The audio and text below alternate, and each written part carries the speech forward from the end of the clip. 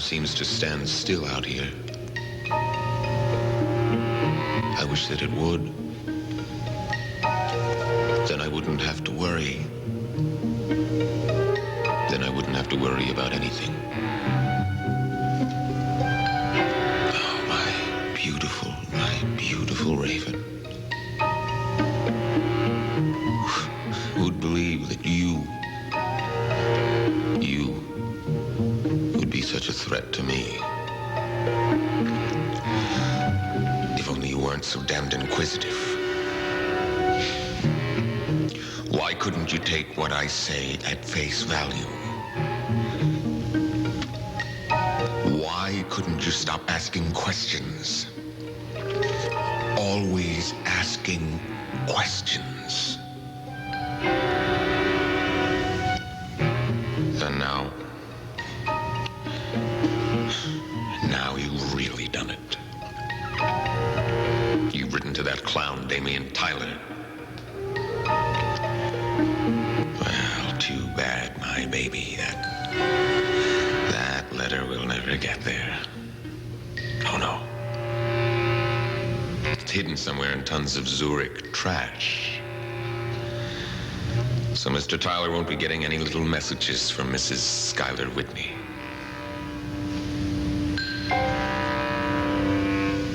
But what will happen when we get home? When we get back to Monticello? My helpful wife will run to Tyler and tell him about finding Bobby Gerard's shoe in the car. In my car. She'll tell him about the shoe being burned, and that I was the only one who could have put it in the fireplace. And then the police will know the truth. And it will be my adorable wife who will put the noose around my neck when she gets back.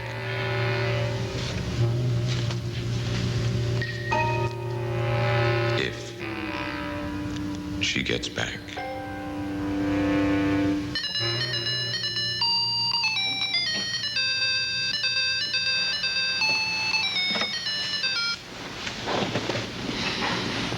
How come you're up so early? Well, I didn't want us to miss any of this, so I had the alarm set early. We're in Switzerland. Yep.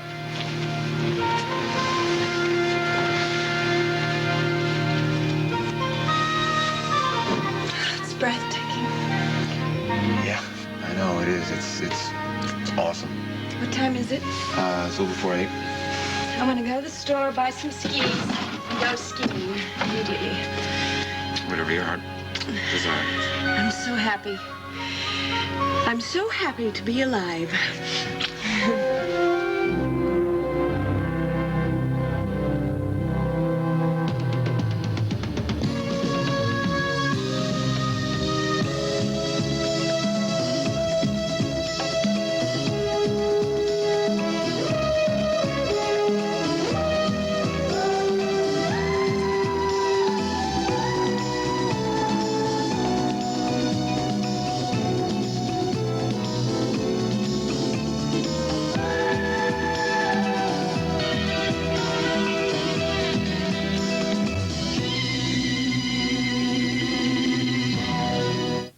Chief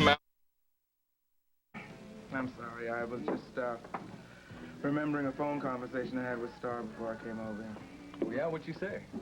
Well, her show opened on Broadway tonight, or I guess it's last night. Is it a hit or a flop? Well, it's a hit, a smash, a stacco-bacco smash, I believe the theatrical term is. All right, that's terrific. A Broadway success. That must be at least as good as making police commissioner. Yeah. I swear for the life of me, I still can't figure out how I feel about it. There's only one way to feel. You've got to be really happy for Star. I mean, think of what this must mean to her. Yeah, well, I have thought about what it means to her, and I am happy for her, but I'm also thinking about what it means to me. It's just more extension of the separation from my wife, man.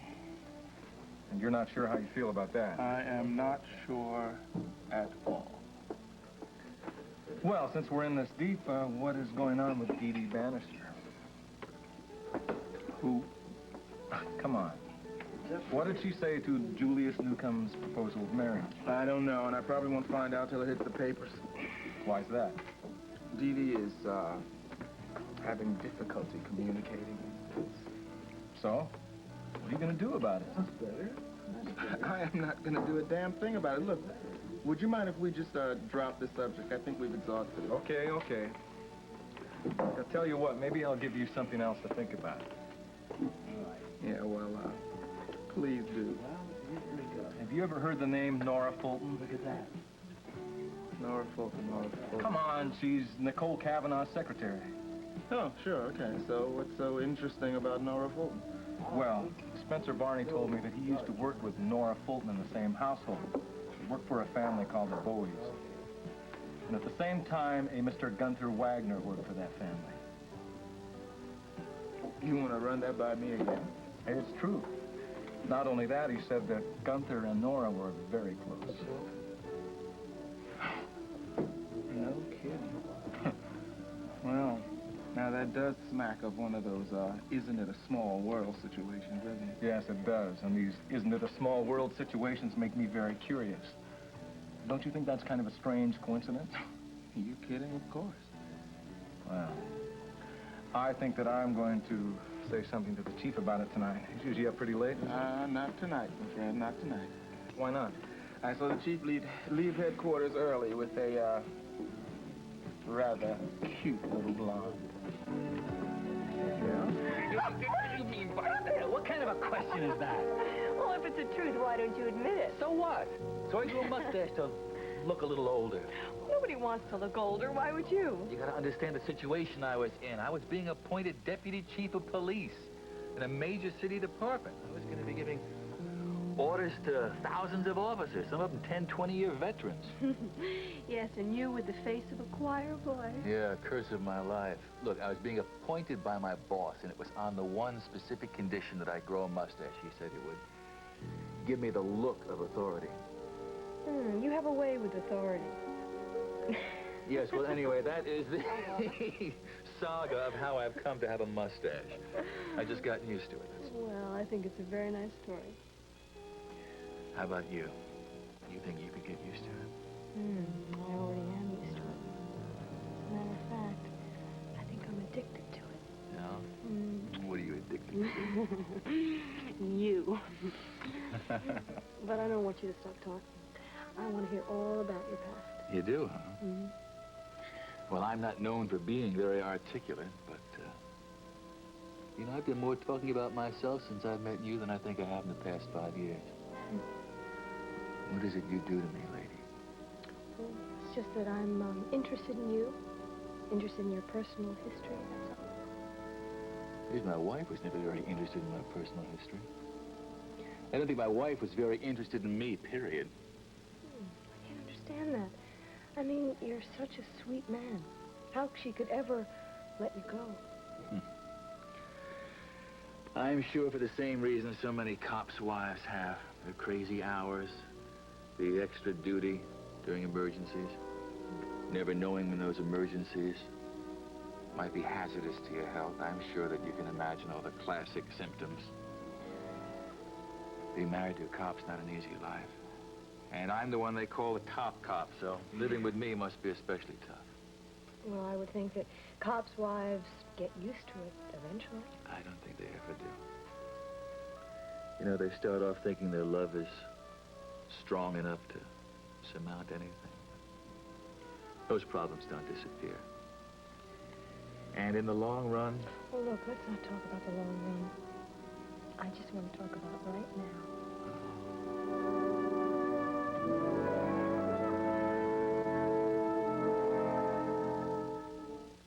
Laugh at the antics of real people caught in the act of being themselves on Candid Camera. Weekday mornings at 10, 9 Central on USA. Crisco. Friday mornings at 11:30, 10:30 Central on USA. Don't miss Peter Sellers, and Peter Sellers in the fiendish plot of Dr. Fu Manchu, a USA premiere event coming Tuesday, March 18th.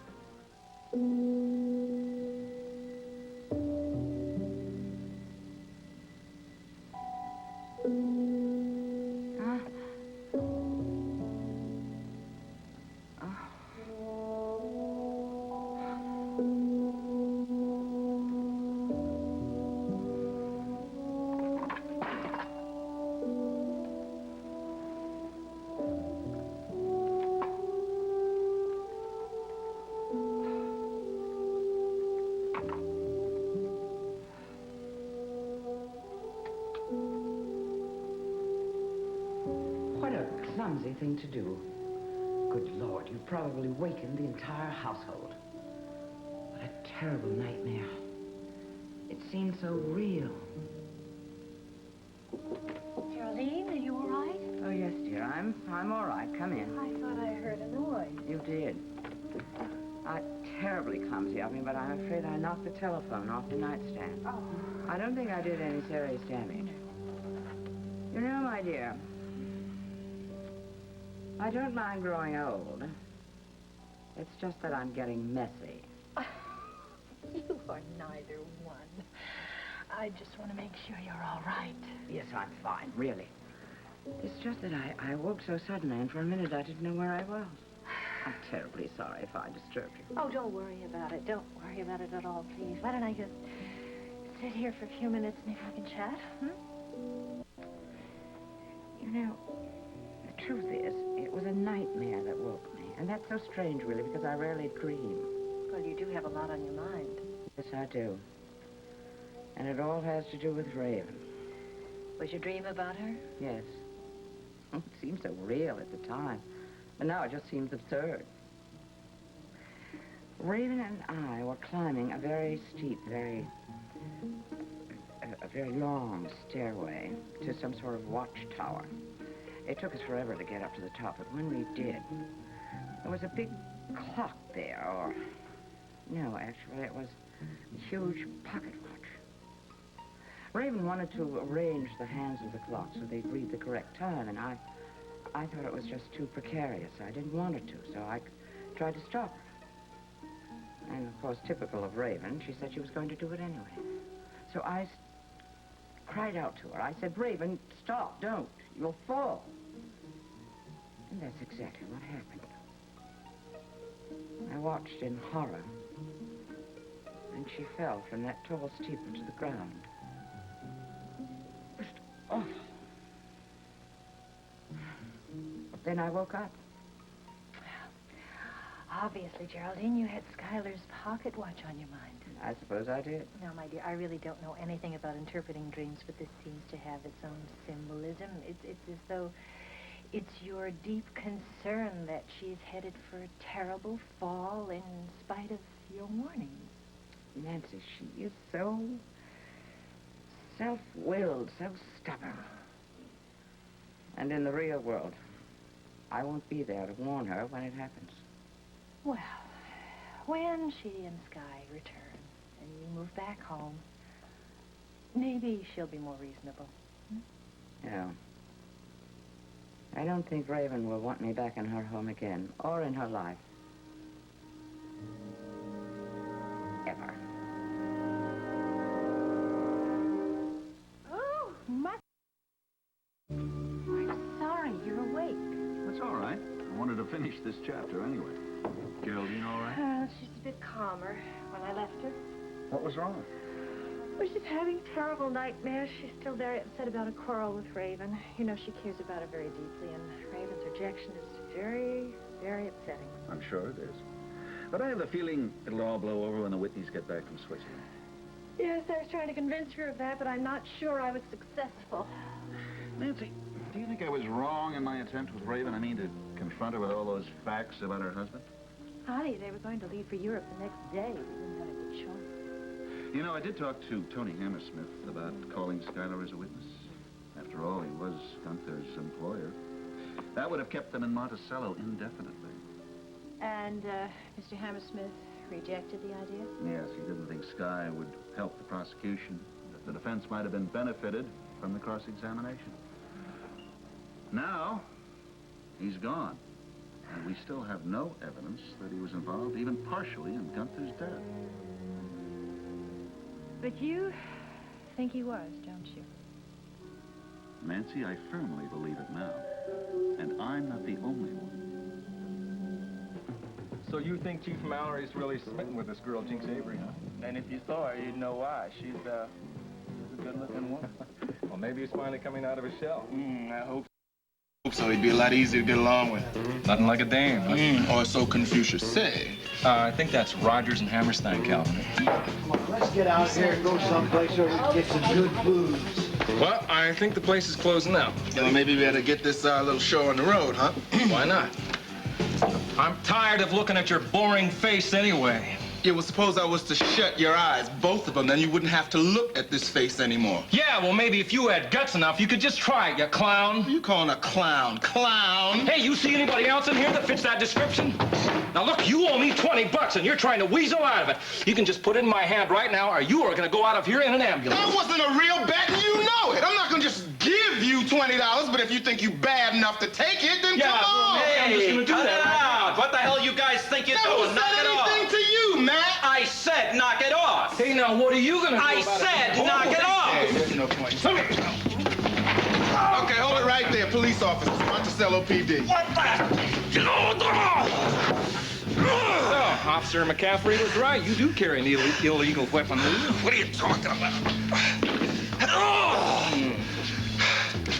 You got a license for this cannon, Louis? It's just a technicality. Yeah, we that's know you all. don't have a license, but thanks for showing it to us anyway. You rotten. You guys set me up.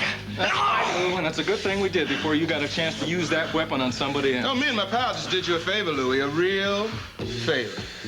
Wasn't that nice of us? Pretty nice. Let's go.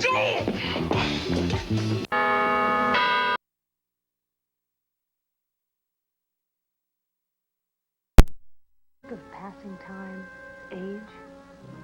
Sure I do sometimes. Doesn't everybody? Why? How old do you think I am? You know, I've never even thought about that. I imagine you're a few years younger than I am.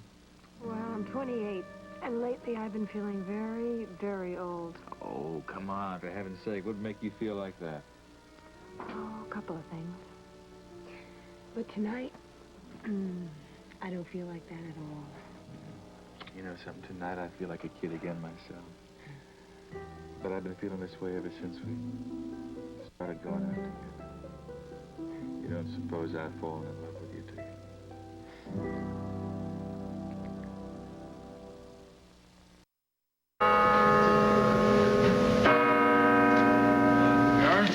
Good morning, sir, madame. Good morning. Samoritz, isn't it? Oh, it's beautiful outside. Am I right in assuming that you are from America? How'd you know that? Well, there's a certain openness, a certain charm. And how can I be of service to you? Well, we want to do some skiing, so we need to buy some skis. Then you came to the right place, madame. Over here you have a large selection. Perhaps something will catch your interest. Do you have anything in pink to match my outfit? Pink skis? Come on, Raven. Oh, look! Stripes. Sweetheart, you've got enough suits already for a whole I'm Olympic just looking. team. Perhaps you could be of some assistance in helping my wife select some skis. Well, it depends on one's proficiency. The longer racing skis are faster for those more experienced, or the shorter type for a beginning, because we have more control with them. One must be careful in this choice. It can be a dangerous sport, as you may know. Yes. Yes, as a matter of fact, I was just reading about a young lady who got killed in a skiing accident on these very slopes, I understand. Yes, I'm afraid she was a careless young woman, sir. I remember showing her how to adjust the bindings. Obviously, she paid little attention. You see, that was the cause of the accident. At least that's what you think. She must have readjusted the bindings. Maybe she felt that her foot was going out too easily. See, the bindings have to be adjusted to the weight of the skier. And they should release this way. See? Now, if they are too tight, they won't release. And that is when a serious accident can happen.